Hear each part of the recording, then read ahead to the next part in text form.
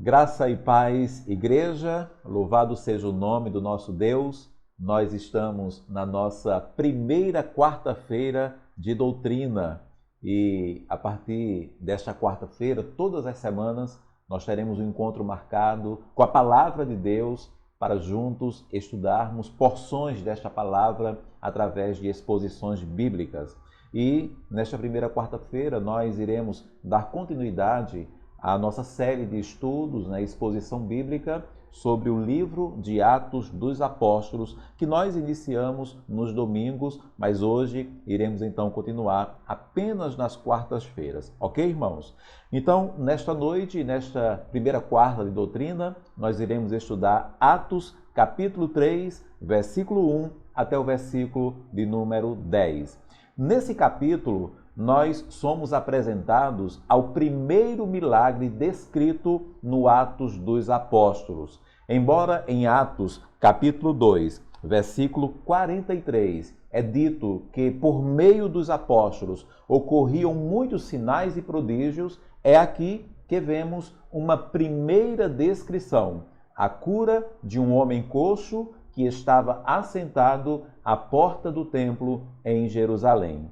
Mas já algumas questões se tornam claras nesse primeiro milagre. Podemos dizer que um determinado status quo já é estabelecido aqui.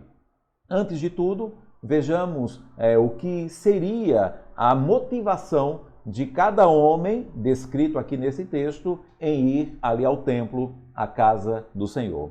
Primeiro, Pedro e João, dois dos mais próximos ali de Jesus Cristo. Eles faziam parte dos 12 e entre os 12 seriam ali os três que junto com Tiago, os três que mais estiveram junto a Jesus Cristo, inclusive testemunhando milagres e situações que os outros não participaram. Monte da Transfiguração, a ressurreição da filha de Jairo, a oração ali no Getsêmani, só para citar alguns exemplos. Ainda entre os três, Pedro sempre se direcionava mais a Jesus, ou seja, parecia gozar de uma certa intimidade. E João, que também aqui é descrito, ele fora reconhecido como o discípulo amado, a ponto dos outros discípulos julgarem que a ele Jesus não negaria determinada revelação. Diz o versículo 1 do capítulo 3 de Atos que Pedro e João estavam se dirigindo ao templo para a oração das 3 horas da tarde. O texto ele é primoroso em apresentar todos os dados de objetivo aqui. 2 discípulos específicos, Pedro e João, estavam indo ao templo para a oração e não apenas informa o horário, como deixa claro se tratar de um costume, de uma tradição, para a oração das 3 horas da tarde. Segundo, o coxo. O versículo 2 apresenta-o como sendo coxo de nascença e que não tinha ali mobilidade, ou seja, dependia de outras pessoas para se locomover, um homem com nítidas limitações.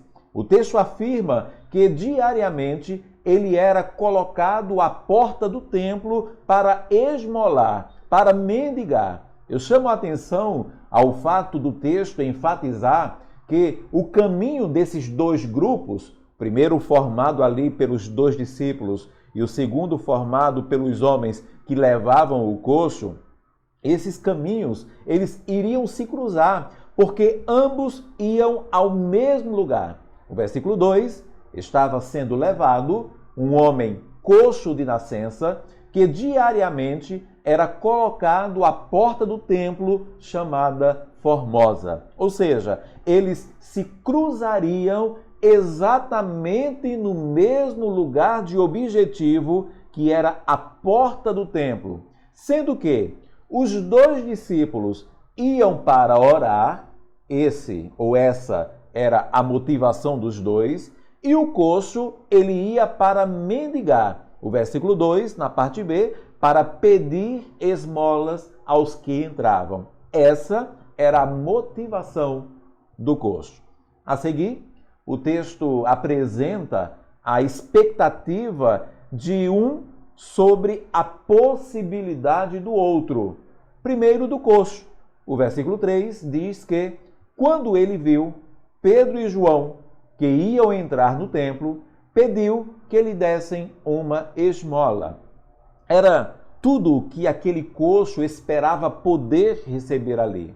E vejamos, era tudo que ele às vezes recebia de todos que ali passavam. Sim, a sua expectativa era essa.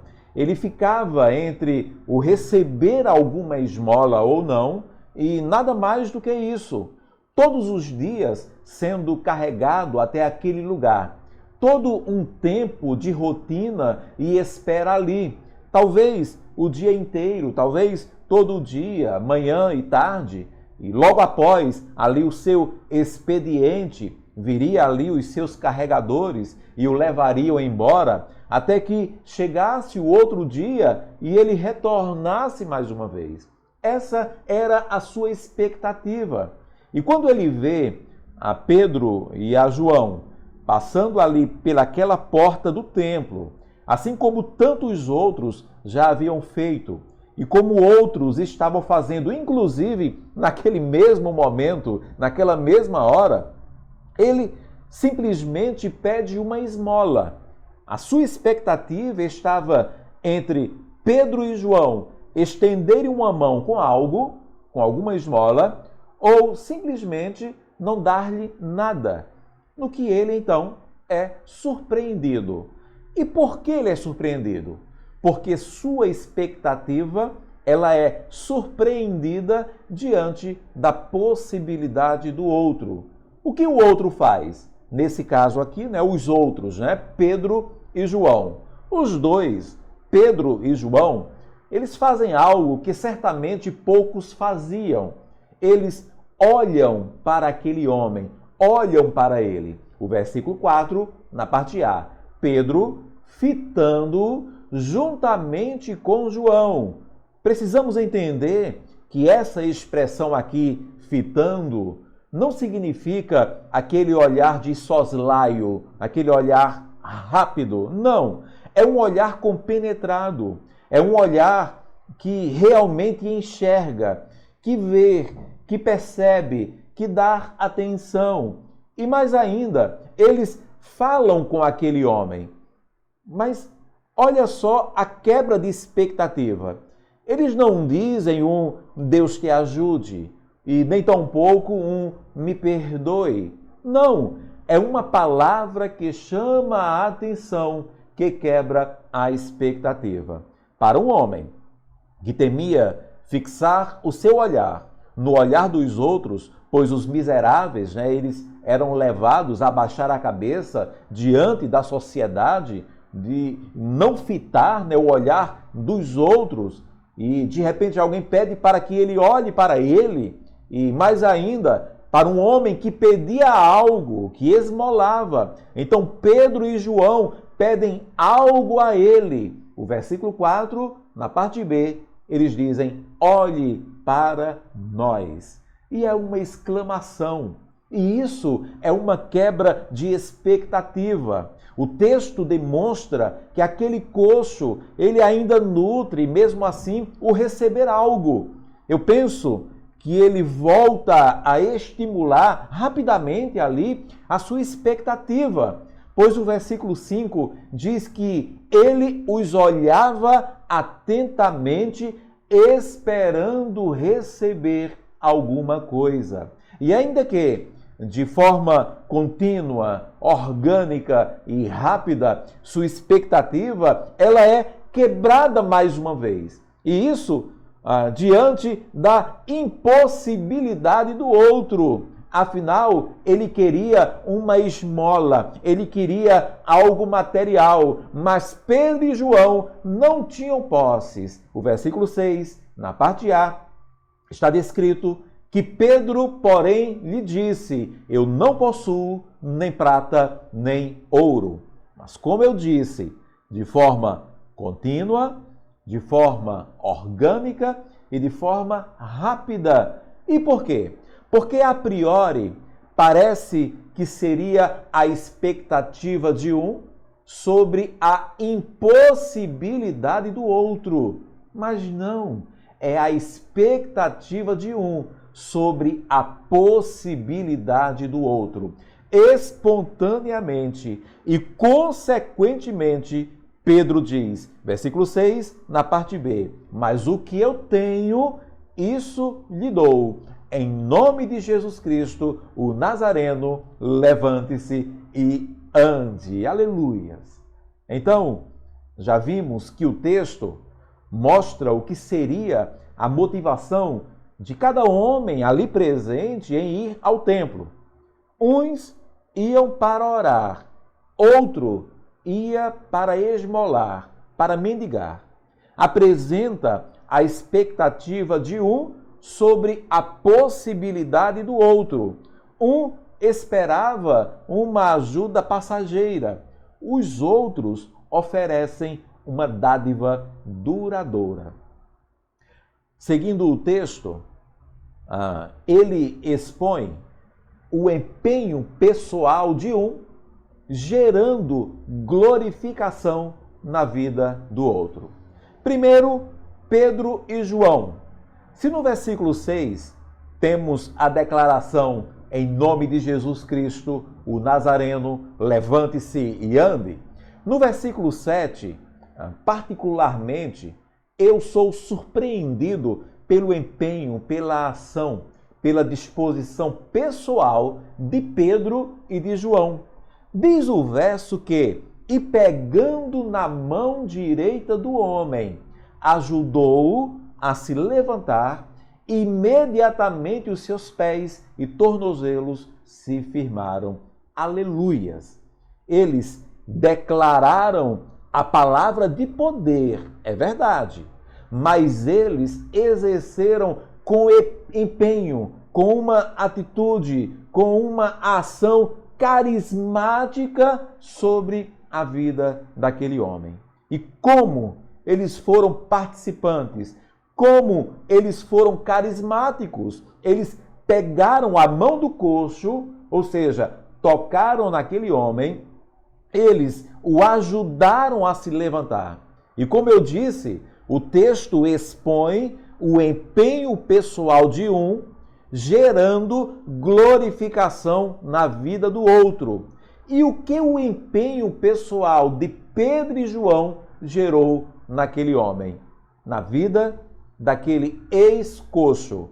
Versículo 8 diz que ele, dando um salto, ele ficou em pé, começou a andar e entrou com eles no templo, pulando e louvando a Deus. Que tremendo, irmãos! Que tremendo, igreja! Após a palavra liberada, que quebrou expectativas, após o empenho pessoal de Pedro e João, tocando-lhe e ajudando-lhe, aquele homem dá um salto, ele fica em pé, ele fica ereto e ele começa a andar. Mas não para por aí. A atitude tão pessoal daqueles dois homens geraram nele algo maior que a própria cura. Ele glorifica e louva a Deus. Se antes ele estava ali com a motivação de esmolar, de mendigar, agora aquele ex-coxo, ele está ali para louvar e glorificar ao Senhor. Mesmo sendo um ex-coxo, ainda havia, irmãos, perceba, a necessidade de levantar recursos para se manter. Ele estava andando ali pela primeira vez na sua vida, mas ainda era um mendigo, ainda era um esmoléu, mas pela atitude dos outros, Pedro e João, ele tem a sua motivação trocada, transformada. O texto, ele mostra o que seria a motivação de cada homem em ir ao templo. Uns iam orar, outro ia esmolar. apresenta a expectativa de um sobre a possibilidade do outro. Um esperava uma ajuda passageira, os outros oferecem uma dádiva duradoura. O texto expõe o empenho pessoal de um, gerando glorificação na vida do outro. Pedro e João, mesmo liberando a palavra, participam, se mobilizam, tocam, ajudam. E na vida do homem, não apenas o prodígio, o milagre acontece, mas acontece, e digo, principalmente acontece, ocorre uma mudança de expectativa, a sua motivação, ela é transformada. E por último, o texto, ele apresenta o resultado. Digamos que Pedro e João tivessem apenas suprido ali a expectativa daquele coxo, indo ao templo, apenas passassem por aquele mendigo junto à porta da igreja e apenas dessem uma esmola a ele, ou simplesmente dissessem nos perdoe, né? Deixe para um outro dia.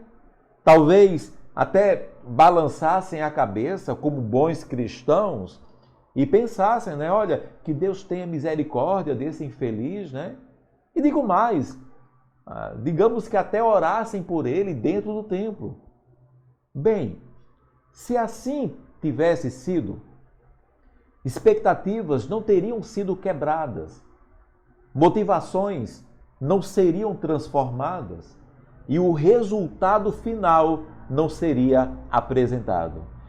Que resultado final? O versículo 9 e o versículo 10. Todo o povo viu o homem andando e louvando a Deus, e reconheceram que ele era o mesmo que pedia esmolas assentado à porta formosa do templo, e ficaram muito admirados e espantados com o que lhe tinha acontecido. Aleluias! Eu gosto da ordem posta aqui, irmãos. Primeiro, o povo viu ao ex-coxo andando e louvando a Deus. Segundo, reconheceram que era o mesmo que esmolava, o mesmo imobilizado na porta do templo.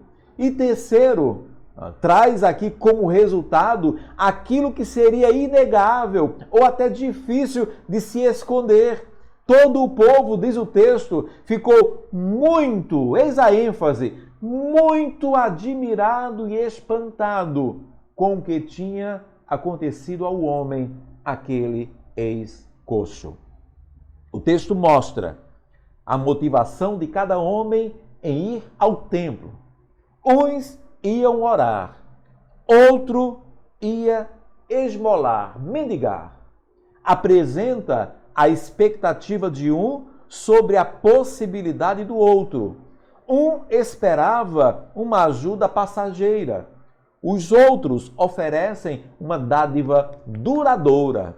O texto expõe o empenho pessoal de um, gerando glorificação na vida do outro. Pedro e João, mesmo liberando a palavra, eles participaram, se mobilizaram, tocam, ajudam aquele homem. E na vida do homem, não apenas o prodígio, o milagre acontece, mas acontece, e digo, principalmente ocorre uma mudança de expectativa. Sua motivação, ela é transformada. E como resultado, apresenta um povo admirado e espantado, muito admirado, muito espantado, reconhecendo o que Deus fizera. Amém. Quais as lições que podemos aprender aqui, irmãos? Igreja, ovelha, quais lições? Primeiro, na vinda até ao Senhor, seja na igreja, no templo, ou a presença do nosso Deus, na vinda até ao Senhor, as motivações são distintas. Nós estamos vindo ao Senhor para adorar a Deus, para orar, para buscar a sua face, para vivermos a comunhão, vivermos igreja. Inclusive, nesse período, né, que passamos distantes aí da igreja, nesse período de quarentena, de pandemia, eram dessas coisas que mais falávamos como saudosos, né? Que saudade da igreja, né? De estarmos juntos, de cultuarmos juntos, né? Daí nos lembrávamos do louvor, né? Das danças, do teatro, da pregação da palavra. E mesmo que tivéssemos, né, essas coisas gravadas e até ali linkadas, né, no YouTube, nós queríamos a coisa presencial. Mas a igreja, ela precisa se aperceber daqueles que vêm até nós ou até ao Senhor com outras motivações. São muitos os carentes que vêm à igreja.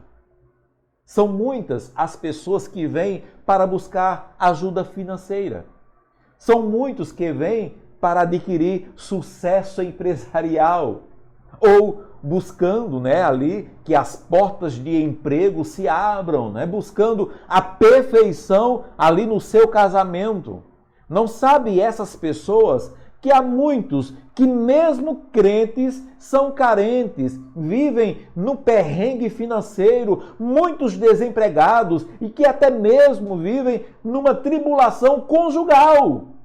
Mas mesmo assim, os nossos caminhos se cruzarão aqui, irmãos, na igreja, entre aqueles que vêm com a motivação para servir a Deus e aqueles que vêm com a motivação para serem servidos por Ele. Você entende? Estes, equivocados na sua motivação, nos pedirão ajuda, com altas expectativas, achando que em nós receberão o que pedem. Segunda lição que podemos aprender com esse texto: não devemos nos ater à expectativa, e sim à maior possibilidade que temos. Irmãos, se formos nos ater às expectativas que depositam sobre a igreja do Senhor, iremos apenas frustrar e nos frustrar, irmãos. 3 coisas que eu aprendi, irmãos, na minha pouca experiência de vida, principalmente no pastoreio, tá bom, irmãos? 3 coisas que eu aprendi. Primeiro, não podemos fazer tudo o que nos pedem. Segundo, não temos tudo o que nos solicitam. E terceiro, não somos tudo o que pensam. Houve um tempo, irmãos, em minha vida, que o simples fato de não ter para poder suprir me angustiava muito, muito, muito. Eu tinha que poder fazer algo. Eu tinha que ter algo a dar. E eu tinha que ser o que pensavam. Eu precisava resolver todas as demandas que me chegavam. E sabe o que aconteceu? Eu me frustrei. E eu frustrei ao meu próximo.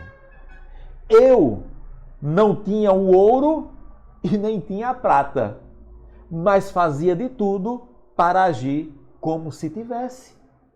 E por muitas vezes eu descobria um lugar, eu não vou citar o ditado como ele é citado, tá bom, irmãos? Mas você vai entender. Eu descobria um lugar para cobrir outro. Obviamente que o fazer, o dar, o ser, são coisas que precisam estar atreladas à cristandade, ao cristianismo, faz parte. O fato, igreja, é que há momentos que não poderemos agir como se pudéssemos apenas pelo medo e vergonha de quebrar as expectativas lançadas sobre nós. E detalhe importantíssimo, se nos atermos as expectativas lançadas, manteremos as pessoas que vêm presas à motivação errada. Eu vou citar só um exemplo para você. Eu lembro que quando nós fomos, no caso eu e minha esposa, eu e Jane, eu lembro que quando nós fomos morar pela primeira vez numa casa, porque quando nós chegamos na cidade do Recife e começamos o nosso primeiro pastoreio, era um pastoreio auxiliar, nós moramos num apartamento. Mas quando nós fomos morar pela primeira vez numa casa, isso após eu me tornar pastor, nós começamos a perceber. Eu não vou dizer todos os dias porque eu tenho medo de aqui eu falhar, tá bom? Mas começamos a perceber que quase todos os dias, irmãos, quase todos os dias, e mais de uma vez no dia, batiam em nossa porta. Geralmente mendigos, pessoas que vieram fazer algum tratamento na cidade e moravam distante, passando por alguma necessidade, pessoas com receita médicas nas mãos, assim, precisando comprar algum medicamento. E quando batiam na nossa porta e me viam, nem me conheciam, mas já chegavam me tratando por pastor. O senhor é o pastor, e às vezes citava meu nome, o pastor fulano de tal, o pastor João Vitor. Então, com o tempo, eu e minha esposa, nós tomamos conhecimento que quando os mendigos ou os necessitados batiam na porta dos meus vizinhos, eles diziam assim, aqui nós não temos nada para lhe dar, mas bata na porta aqui do lado, no número tal, que ele é um pastor. Tipo, ele tem que lhe ajudar. Mas, irmãos, nem sempre eu podia. Nem sempre.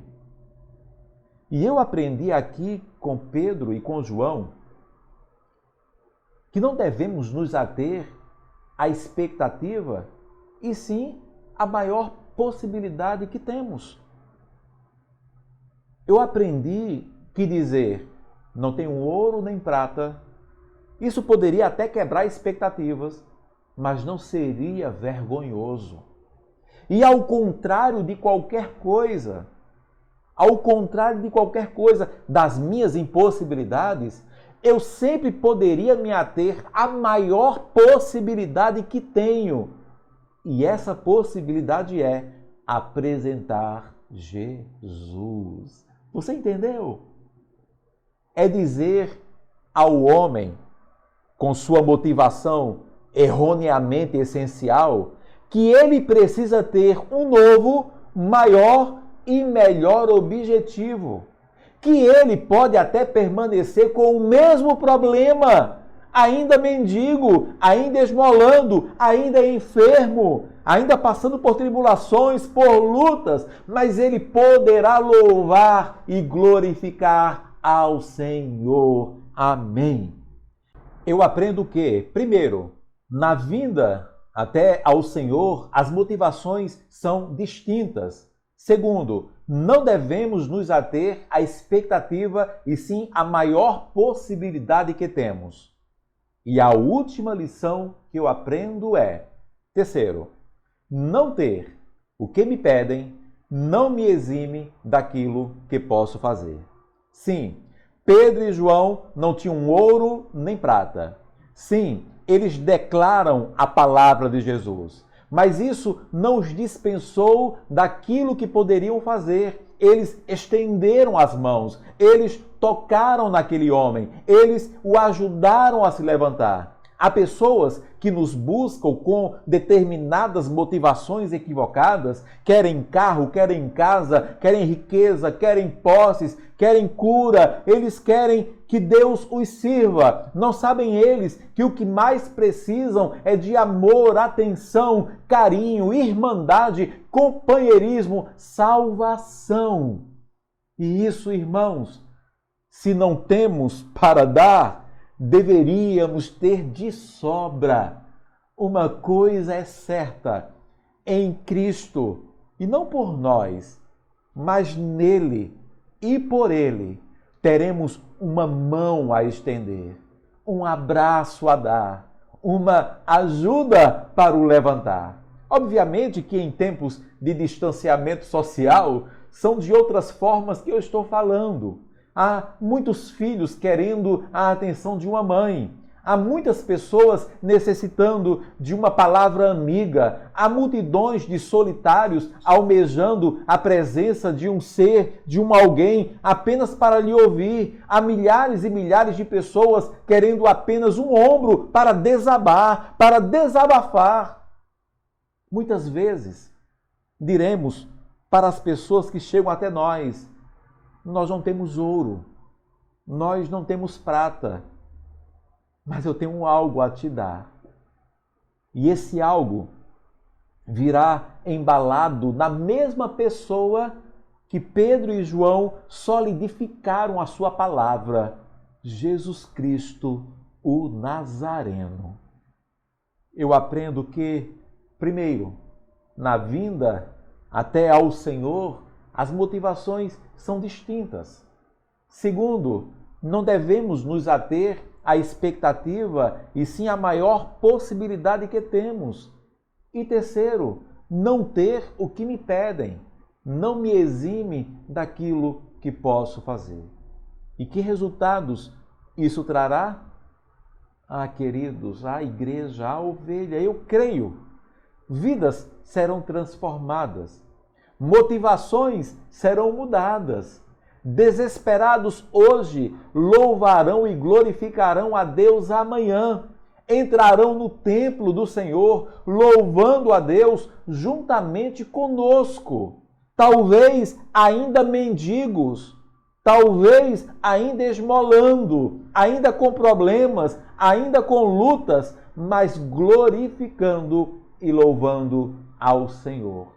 E eu creio também que o mundo, inegavelmente, terá que reconhecer, admirados e espantados, que grandes coisas o Senhor fizera. Aleluias, amém e amém. Para terminarmos, eu quero deixar bem claro, irmãos, e isso é muito importante. Eu quero deixar bem claro que minha palavra aqui, a exposição bíblica desse texto, não vem para desmerecer ou desqualificar a boa ação que devemos fazer nesse mundo. Inclusive, socorrendo o necessitado, socorrendo o pobre, o carente. Negativo, irmãos. Embora a Bíblia afirme em Efésios capítulo 2, versículo 8 e o versículo 9 que pela graça vocês são salvos mediante a fé, e isto não vem de vocês, é dom de Deus, não de obras, para que ninguém se glorie, ela também diz no verso 10 que somos feitura dele, criados em Cristo Jesus para boas obras, as quais Deus de antemão preparou para que andássemos nelas. Sim, devemos praticar as boas obras. O sermão de hoje vem apenas para afirmar que, para todas as demandas que nos chegam, não podemos fazer tudo o que nos pedem. Não temos tudo o que nos solicitam. Não somos tudo o que pensam. E que devemos nos ater muito mais à maior bênção que temos a oferecer do que na expectativa depositada em nós. E que maior bênção é essa que temos a oferecer? Jesus Cristo, o Nazareno.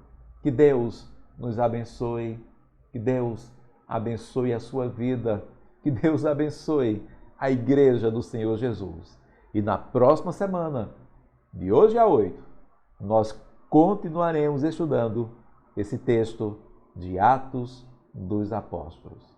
Oremos ao nosso Deus. Pai, muito obrigado, Senhor, pela exposição bíblica, por esta oportunidade de nos assentarmos ao redor da Tua Palavra, Senhor, nesses cultos nos lares, para de Ti, do Teu Espírito, aprendermos um pouco mais acerca das Tuas verdades. Eu clamo a Ti, Senhor, para que a ministração da Tua Palavra possa trazer edificação sobre a tua igreja, transformação de mente, ó Deus, para que em todo tempo possamos nos encontrar no centro da tua vontade, Senhor. E que, buscando em ti, Senhor, possamos alcançar, Senhor, o mesmo posicionamento de Pedro e de João, podendo dizer para qualquer pessoa: não tenho ouro, não tenho prata, mas aquilo que eu tenho, eu te dou. Levanta, anda, e em nome de Jesus o Nazareno, que o milagre possa te alcançar. Nós temos aquilo que é maior, Senhor. Temos o teu Filho Jesus. Possamos então entregar para todos estes que vêm até a nossa presença. Nós clamamos assim, em nome do teu Filho Jesus Cristo. E que a graça do nosso Senhor Jesus Cristo, o amor de Deus, nosso Pai, a comunhão e a consolação do Espírito Santo esteja sobre todo o teu povo, espalhado sobre a face da terra, desde agora e para todo sempre. Maranata, ora vem, Senhor Jesus. Que o Senhor, pois, te abençoe.